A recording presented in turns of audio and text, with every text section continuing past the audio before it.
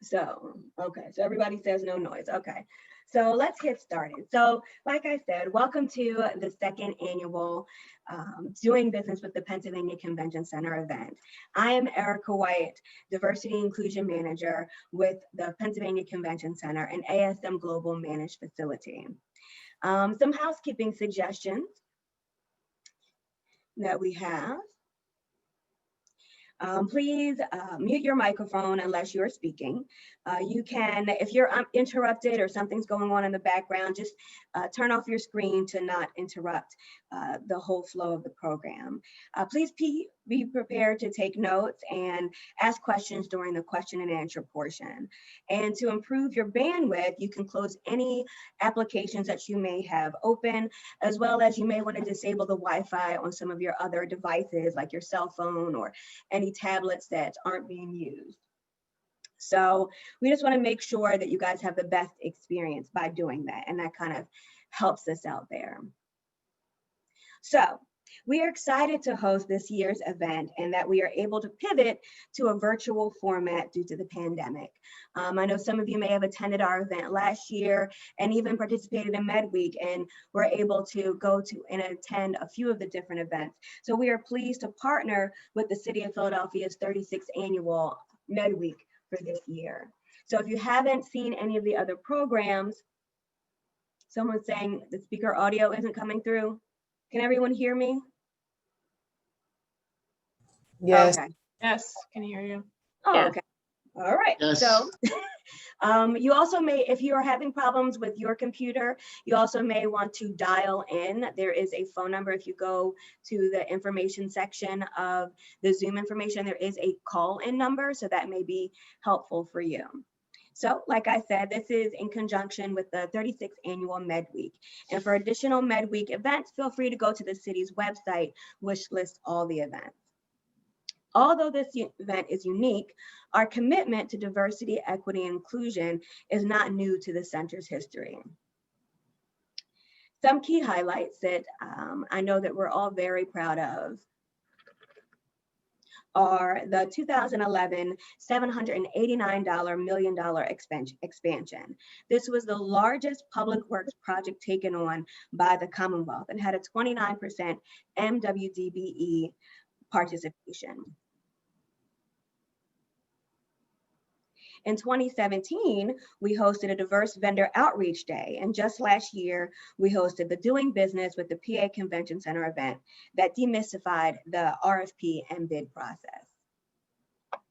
So we're very proud of our overall commitment to diversity, equity, and inclusion.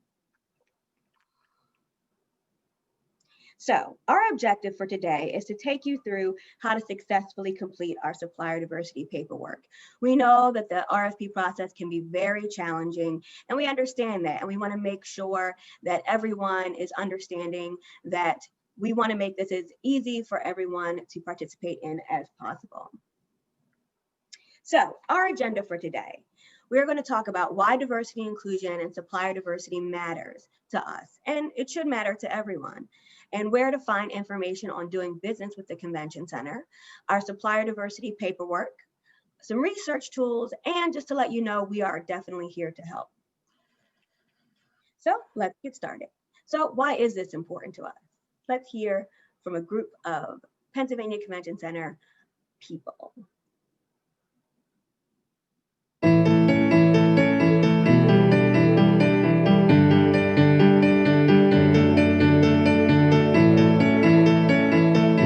Well, the Convention Center has a long and enviable record with respect to diversity and inclusion. It's important that we're a diverse and an inclusionary agency here at the Pennsylvania Convention Center Authority. Why?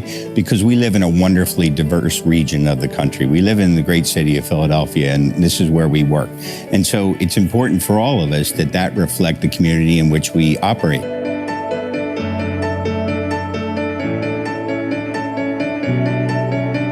And the entire board of directors have a very strong and enduring commitment to diversity and inclusion, and I think that shows with respect to our efforts and outcomes. It is a commitment from the full board, the CEO, and the chairman of the board that this is a part of our culture, it's a part of our DNA, and I'm very proud to be a part of this committee. The Diversity and Inclusion Committee is integral to the success of diversity at the center. Not only is our committee tasked with the oversight diversity programs and the implementation of policies, but we work with staff and the board at large to develop ideas on how to increase and enhance diversity and opportunities at the center. The most important thing the Diversity and Inclusion Committee does is ensure that there is a robust dialogue about diversity. It is the committee's willingness to have this necessary, albeit sometimes uncomfortable, dialogue about diversity that helps drive opportunities for underrepresented groups of people to share in the success of the Commonwealth's asset. Well, here at the Center, we believe that a diverse background brings about diversity in viewpoint, and that's an important part of the productive, collaborative process, which brings about a first-class facility. The PCCA strives to maintain a workforce that's diverse with regards to race, religion, ethnicity, gender, socioeconomic background, veteran status, sexual orientation, and most importantly, diversity in thought. What sets our program apart from other programs is that our program is not based on achieving some arbitrary numerical goal. Instead, our program is centered around the premise that we want those who have not typically had these opportunities to have a seat at the table. In that spirit, on every engagement, a company seeking to do business with the Center is required to use their best and good faith effort to achieve a meaningful and substantial commitment to a MWDBE. We recognize that one barrier in increasing the number of diverse companies that do business at the Center is their being unaware of the breadth of opportunities we have. We're looking constantly for minority and women-owned businesses, disadvantaged businesses, to take full advantage of those opportunities. But some of them just don't know that we exist. Some of them don't see the offerings that we put out on the street. And that's why we've doubled down, we've invested in technology and human resources to reach out to those communities, to those business owners, and let them know that the Pennsylvania Convention Center is open for business, but we're open to their business, which is, I think, of paramount importance. The PCCA has recently launched a vendor portal that will provide a great resource to diverse businesses wishing to engage with the Center on economic opportunities. This portal will allow vendors to input information related to their businesses and certifications into the database. This is the exact database the Center will use to do outreach when economic opportunities arise. Our portal will create a bridge that will connect smaller, diverse companies and larger companies in hopes they can work together on larger, more expansive opportunities at the Center. The Center is proud of the success of our diversity and inclusion program. We have created opportunities where they historically have not existed, facilitated partnerships that likely would not have formed, and ultimately raised the bar for diversity and inclusion programs throughout the city. The Center is steadfast in its belief that a diverse environment comprised of a diverse board, workforce, vendors, suppliers, and constituency provides a better value to our customers and will produce long-term benefits for all of our stakeholders.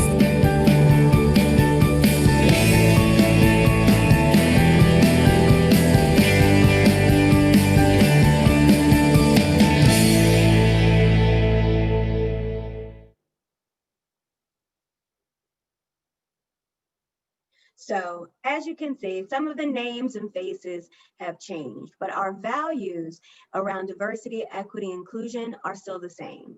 And what's paramount are our best and good faith efforts. So a lot of people ask, they understand that supplier diversity and diversity, equity, inclusion are important, but let's get into what is supplier diversity so we can all be on the same page with definitions. Supplier diversity is a business strategy that ensures a diverse supplier base in the procurement of goods and services and for any business or organization. It emphasizes the creation of a diverse supply chain that works to secure the inclusion of diverse business resources that are representative of the communities participating in the procurement plans for government, not-for-profits, and private industry.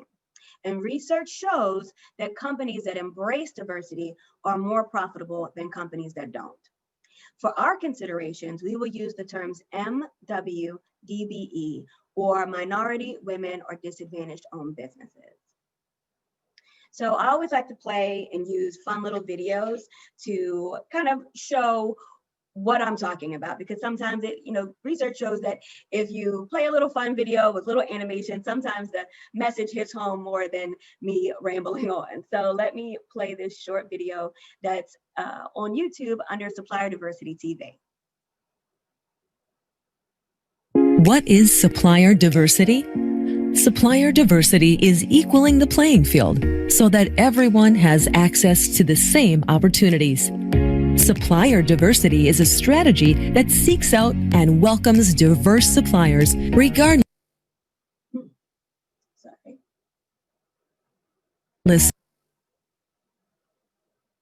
of their ethnicity, gender, or socioeconomic status. Diverse suppliers are defined as businesses 51% owned by a minority, woman, LGBT, veteran, service-disabled veteran, disabled, or historically underutilized business. Organizations benefit by gaining access to innovation, fresh ideas, and extraordinary capabilities.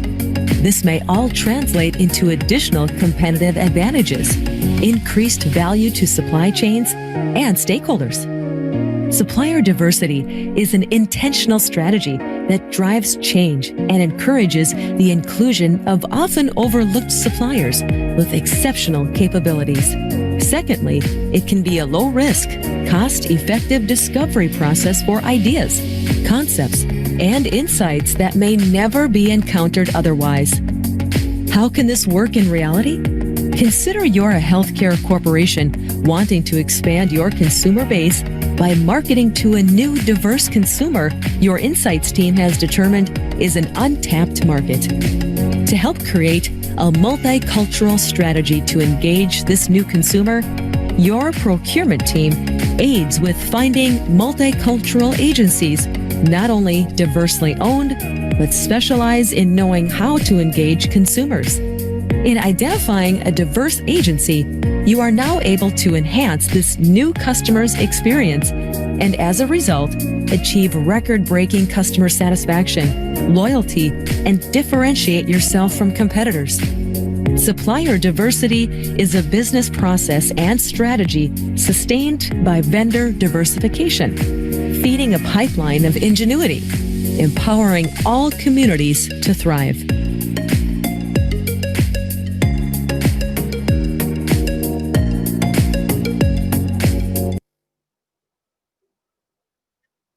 So a common misconception is that diversity is a quota system or social program designed to benefit selected groups while adding little to no value to the bottom line.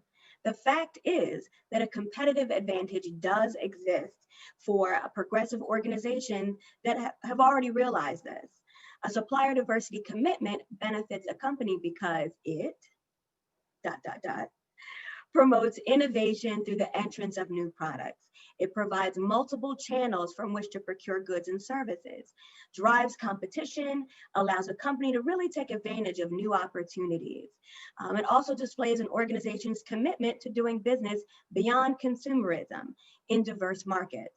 It showcases the company's interest and commitment to the economic growth of all communities. And this has really hit home in this time of coronavirus. A lot of people had one supply chain for all of their goods and services.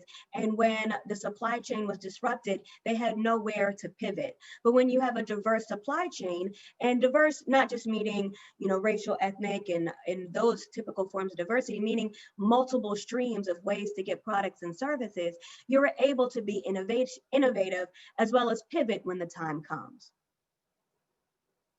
So let's just remember the 3 P's of supplier diversity: persistent, professional, and patient.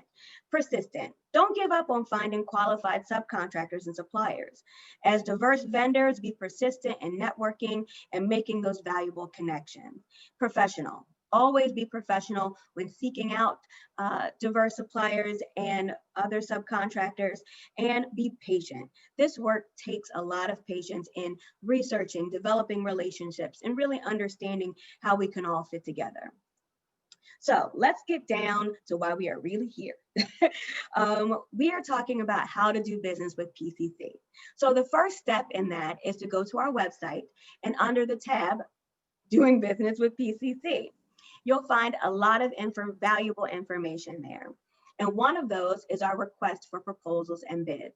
I know someone mentioned in the tab that there is the information for our portal. And Kevin, thank you for putting that in our chat box.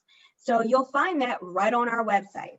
Cobblestone is the software that we use to house all of our vendor gateway, to make sure that we can connect you to all of the things that you are looking for in terms of acquiring possible proposals and bids. When you create your account, right there on the PCC vendor portal, please make sure you include all of your skills and areas of interest. So if you paint, as well as your general contractor or electrician, everything that you want to be potentially notified about, please make sure that you include that in your submission, because we want to make sure that you are getting connected to every single thing that you are looking for. So you don't want to miss out on any notifications.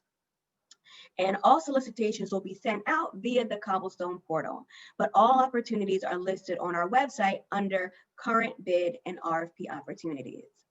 So this is a screenshot of our portal and what it looks like.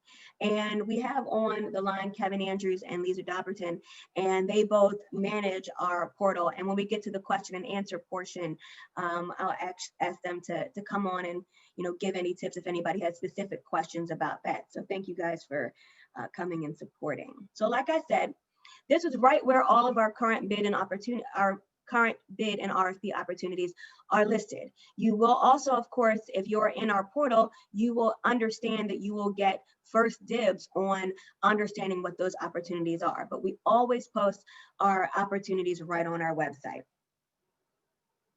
And every bid and RFP, they have their own scope of work and needs. So everyone will have details on what specifications, what's needed, all of that. But what all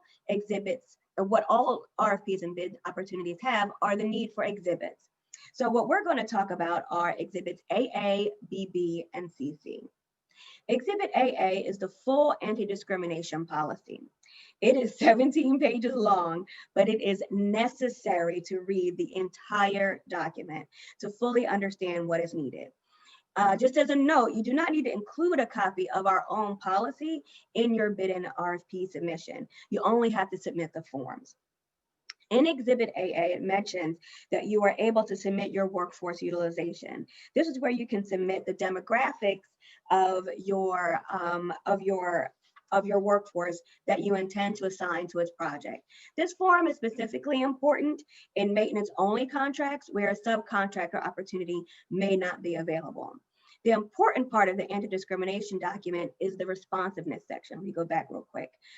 This section details that if you do not submit the best and good faith effort paperwork and solicitation for participation paperwork correctly and filled out in its entirety, your bid and RFP can be rejected for non-compliance. So please read this section in depth. It's very integral to the RFP process. And it's more bullet points than this, so I just wanted to give you a screenshot of what that looks like. So like I said, this is the workforce snippet of the workforce utilization form that you can ask for, and that will be also included in any of your paperwork if you choose to submit that. So moving on, this is the first exhibit that we're going to talk about, Exhibit BB, the solicitation for participation form.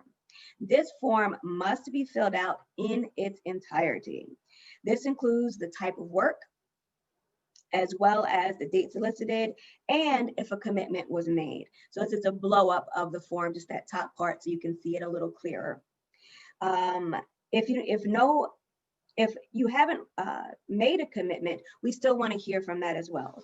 A response includes more than just did not receive a response. That's not good. We want you to reach out to multiple contacts and allow time for them to respond. A lot of times people are not reaching out to potential subcontractors or suppliers until right before the bid is due and do not leave enough time for a response. And that's not acceptable. We want to make sure that people are giving everyone enough time to submit what they need so that they can submit a good RFP and bid. It is a good idea to have regular, ongoing relationships with diverse vendors and subcontractors so that when it is time to bid for a project, you can easily reach out to them and get a timely response. So it's not a cold call to someone you've never dealt with. You've already actively been working to cultivate those relationships. It is important that you include the dollar amount and the percentage of the total bid on this form as well. That's right here. I don't know if you can see that. Yeah, you can see that. So these amounts must match the following best and good faith paperwork, and they have to be consistent throughout your bid. So in the cost section, other areas, all of these dollar amounts should be definitely paid attention to and be consistent. And what I highlighted before at the bottom of that form, it basically says that you must give a reason or your bid may be rejected. So in that one section, we want to make sure that you are giving a good response and that all proposed MBE, WB, and DBEs must get a certified copy of their certification and it must be attached. And you can use as many pages as you need to fill in this information. And as a helpful hint, please include all of your yes responses. So all the people who you have agreed to do a commitment with, include those at the top or on that first sheet, because it makes it easier for us when we're reviewing the paperwork to be able to kind of see where the commitment is. And then if you did additional research, which is great, you can include those no responses after that. It's kind of difficult, like I said, to search through the pages to find where the commitment was actually made. Our next form is Exhibit CC, the best and good faith effort form. This form is the full detail of the diverse vendors you already included on your solicitation for participation form. And you should put them in the same order that you concluded on that solicitation form to make it easier for us to match up everything. This section is fairly self-explanatory because it's talking about name of bidder, bid date, things like that. That should be easy to fill out. And then you can check all that apply. MBE, WBE, DSEB, all of those things you can definitely check out. So once again, just a zoom in on that one area. And we accept the certifying agencies from neighboring states, but all organizations must be inclusive of the certifying paperwork. So if they're certified by the city or they're certified by New Jersey or other places, it's just they have to be a qualified certifying agency and you must include that paperwork. Let's move on. And we'll get to that in a second. So the date and commitment, oh, excuse me, let me go back. No, I'm sorry, it's important. Sorry, people. Here we go, here we go. So the date and commitment, et cetera, is self-explanatory, but the key part of this form is the bottom of that form. You have to fill out this section completely and correctly. It should match the dollar amount and percentage that was included on your solicitation and participation form, as well as listed everywhere else in your submission. For a submission to be counted, you must submit a letter of intent, subcontract, or purchase order. This gives evidence that you have entered into a binding agreement with the vendor for the amount that you have included on your bid, and that you will not go back after the bid and kind of renegotiate for a lower amount. We understand that this will be based on if you receive the bid. So don't worry about, oh, I don't want to be locked in to something if I don't get the bid. That's what the purpose of the letter of intent is. And you can include in your letter of intent, oh, this is based on if we receive the bid. But we want to make sure that everybody is aware of the dollar amount and percentage of the bid that's included. This third page should be filled out completely, even if no commitment is made. We need to hear exactly why, and price too high and no bid received is not really sufficient for this section. We want to see that you have really shown your best and good faith effort. We are not beyond considering the best possible bid even if it includes a bid that includes you showing your best effort and including a vendor where you may feel that their price is too high. We want to be able to have as much information as possible when considering the evaluation point. And if you do reject the bid, we understand that, we understand it, but we just need as much information as possible. And if you look more in our anti-discrimination policy, it will give you in detail what kind of backup you should supply in terms of whether or not a commitment was possible or not. So all of that information is in there. So in conclusion on these forms, we really want you to put your best foot forward. We really want you to put that effort out there, but we want you to think outside the box. These forms are so important to us because they give us an idea that you have truly put that best and good faith effort out there. As was mentioned in the video, we do not use arbitrary goals and percentages on every single bid and RFP. We really want to understand that, and we understand that every submission, every opportunity is going to be different. And we have an understanding. We have professionals on staff that are able to understand what those efforts are going to look like. So we want you to be committed to working along with us and supporting our supplier diversity initiatives.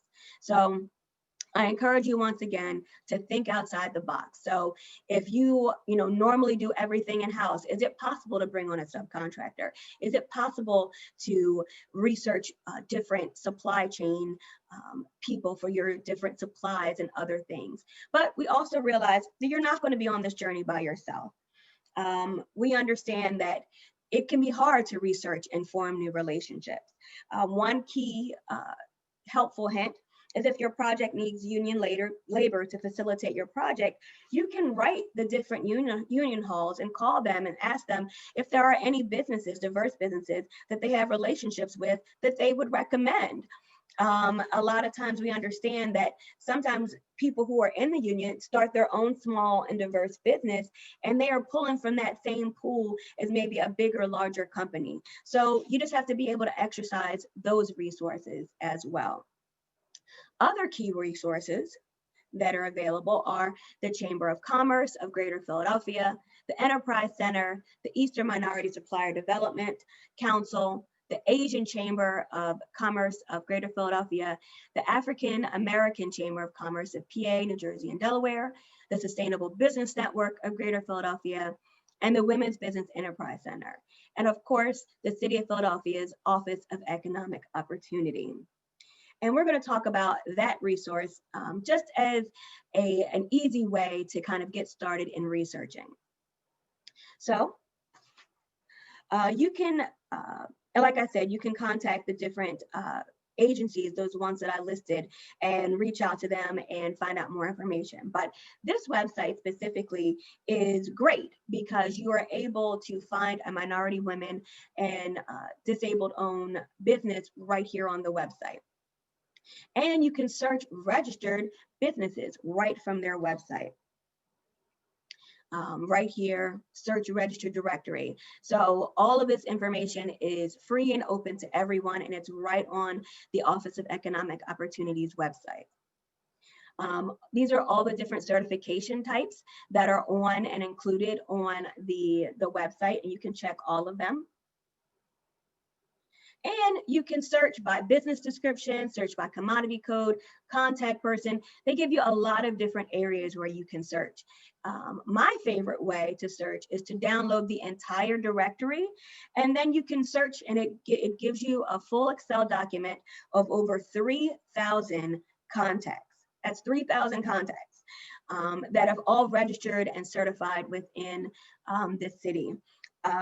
So if you're looking for something, you can, for general contracting, painting, you can put that right in the search box, and a whole list of different entities will come up. And then you can work through how close they are, where they're located, reach out to them, see about contacting them for different opportunities and how you can partner together.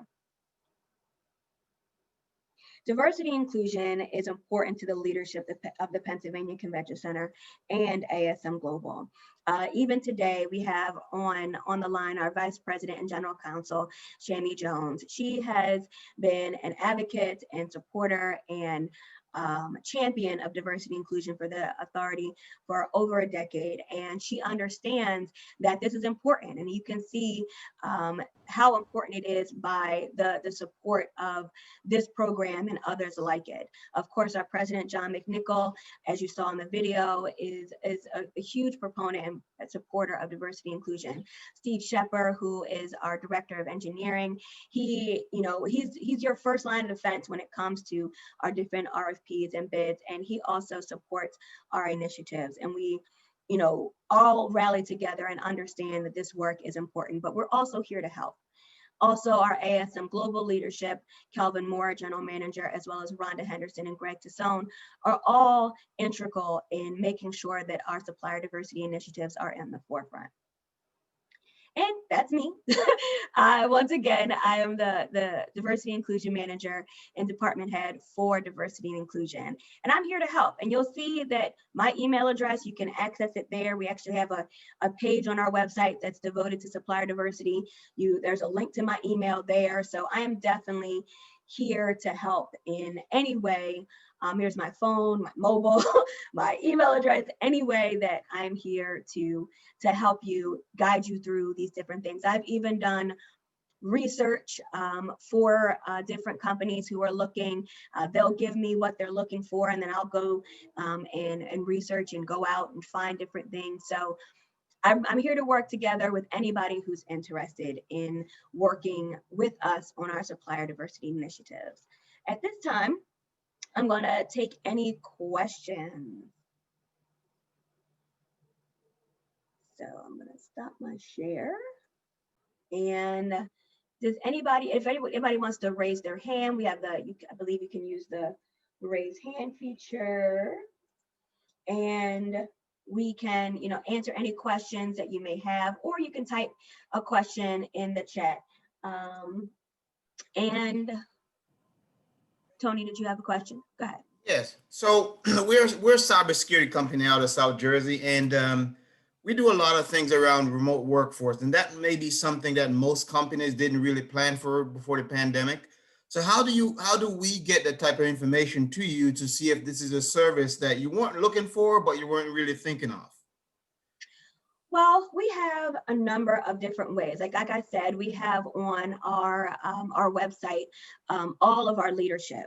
We are interim director of IT is on our website. His email address is on there. So if you're thinking about something and you'd like to pitch something, we also have Lisa Dobberton, who is our manager of different contracts and things like that. She handles and really is like the go-to person for a lot of our opportunities. So all of our leadership and department leadership are on our website. So if there's something that you're thinking about that may not, I get emails all the time about, reaching out about people, possibly trying to see if something's not on our radar. So definitely feel free to reach out to us. We are a public entity. We are definitely willing and open to speak to people about a host of different variety of interests. Okay. So in this case, should I just send it to you and then you'll pass it on, or what's the best? You can definitely send me an email if you, like I said, if you want to go on our website, and especially something like cybersecurity, if you want to speak to or email Dwight Bazemore, who is our IT administrator, as well as our interim IT director, you can definitely reach out to him for something that specific. All right, thanks. And if I could take a minute, if Lisa or Shami or Kevin wanted to come on and say hello and introduce themselves. They don't have to if they don't want to. Go ahead, Shami. Good morning, everyone. I'm Shami Jones. I'm the Vice President of Legal Affairs and General Counsel for the Center. And as Erica mentioned, I am a full supporter of this program and have been, she was kind, saying over a decade. I've been with the Convention Center 17 years in December. So it's been a long time, and it's always been a commitment of ours. And Erica's efforts have just invigorated our commitment and shown us different innovative ways to ensure that our vendors are able to participate in all aspects of our contracting process. So I appreciate her work and thank you for acknowledging me. Lisa, did you want to go ahead? Hi, I'm Lisa Dobberton. I'm engineering project manager here. I work with Steve Shepard here at the Convention Center to do a lot of our capital projects. If you have any questions about bids, RFPs, let me know. If you have any issues with Cobblestone or signing up, just reach out to me. I think my email's and a lot of the documents online and on the website. So just reach out if you have any questions. And Kevin? Thanks, Erica. Good morning, everyone. Kevin Andrews. I'm a compliance manager with the Convention Center Authority. I work pretty closely with Erica on the back end of the diversity and inclusion items to help ensure that the contractors are following through on their commitments and their solicitations that they make at the onset of the bid process. So I've been involved with Erica a lot on that. I'm also pretty heavily involved in the administration of our Cobblestone system. So if you do have any questions or any issues with that, as Lisa said, you can either reach out to her or you can reach out to myself as well. I'm happy to help out in any way we can with that information. So thank you. Perfect. And I saw Rhonda as well. Rhonda, did you want to come on and say hello?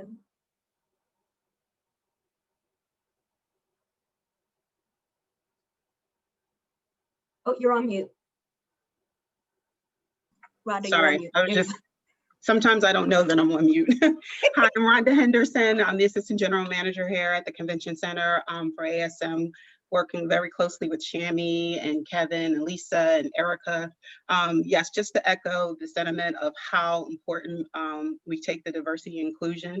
And we are very, very happy to have Erica as the diversity and inclusion manager. She always does a great job. And so, I just want to say thank you for putting this together. As always, like I said, you do a great job. And I hope everyone found that this was very informative. Because like Erica said, it's very important for us here at the Convention Center. Hope you guys are enjoying Med Week and have a great day. Perfect. Thank you guys, and thank you for the support. I mean, none of us do any of our work in a silo. We work as a team in so many different ways, and having pre-bid meetings after meetings. We really take all of this work seriously, and we understand that we are stewards of the Commonwealth's money, and we understand that to the umpteenth degree, and we take that very seriously. But as a tenant of the Commonwealth, is that they have a commitment to supplier diversity and inclusion, and so do we, and we carry that throughout our processes as well as our commitment. So if no one else has any other questions, only question I saw was about the vendor portal, and Kevin put that in the link in the chat. And I will see if we're going to be able to send the presentation afterwards. It was recorded. Shami Singh is shaking her head, so I will ask her, and then I will let you guys know. And if I see no other questions, this one's for Kevin. Okay. Okay. Hey, Kevin, would you be the person to be in touch with, because you did say something about compliance in regards to the fire protection for the facility? Would that be the person that I'd be directed to? Are you specifically talking about an RFP or something, or just the overall, in general, fire protection of the center?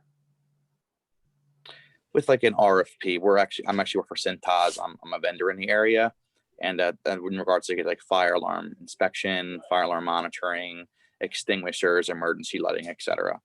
Okay, I mean that information. I think Shami or anybody else can jump in. I mean, I know the alarm system and stuff like that. We have a service contract with a company currently that does that. I don't remember exactly when the last time that went out for RFP was. It was for multi-year, I believe, for a multi-year contract on that. So that's something, if you sign up and if you sign up in the portal and select that product service code, the next time that would come around, you would be notified of it. And then as far as the actual supplies and services, I don't know if that's included in the same service contract or not. Shamie, do you know? Or I don't know specifically, but I agree with Kevin. You should definitely add your name to the portal under that category. But Steve Shepper is our chief engineer. His address, his email can be found on our website. He's the best person to discuss or share information about any other ancillary services that you can offer related to that system. Perfect. And I think there's a question, Lisa, does the convention center outsource project management services?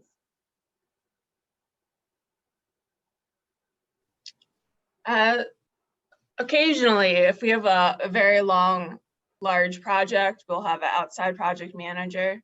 It doesn't happen very often, but if it's like an ongoing or a very large, multi-million-dollar project where Steve and I can't get our hands on it and be watching every detail for a while, then we will find an outside source to help manage that. Yeah, but the key to find out about all of those opportunities is to sign up in the portal.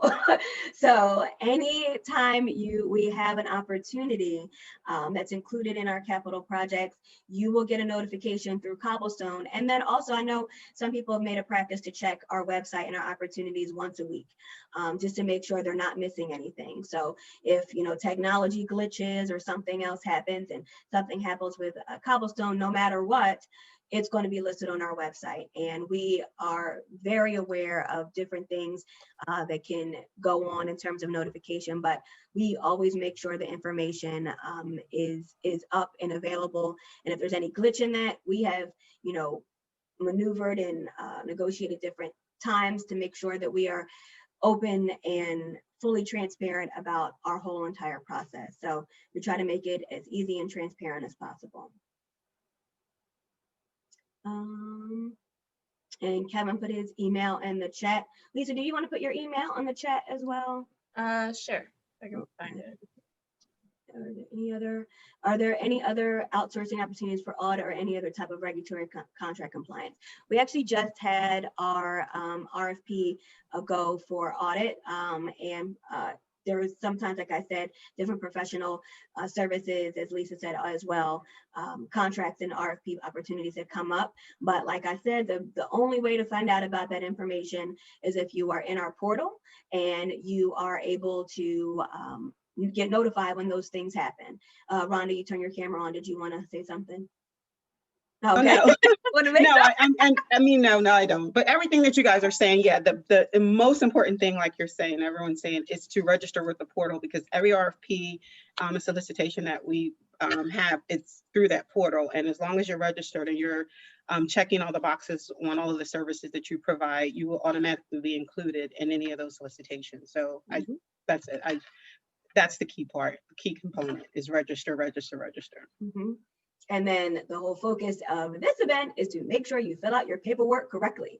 So we, when the opportunities come up, we want your bid to be considered. We don't want to have to go back.